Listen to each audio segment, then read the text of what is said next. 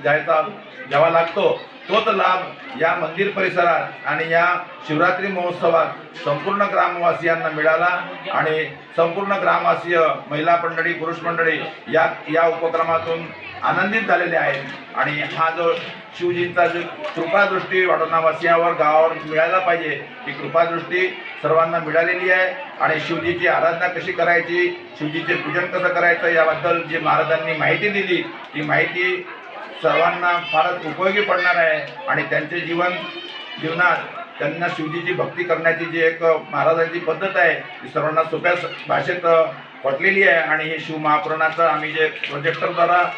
इथे लाईव्ह प्रसारण केलं त्याच्यातून सर्वांना महाराजांच्या कथेपर्यंत पोहोचणं शक्य नाही आहे पण महाराजांचीच कथा आम्ही सर्व लोकांपर्यंत पोहोचून त्यांना त्याचा लाभ दिलेला आहे आणि जे काही आम्हाला शक्य होतं असं आम्ही हा कार्यक्रम आयोजित केलेला होता आणि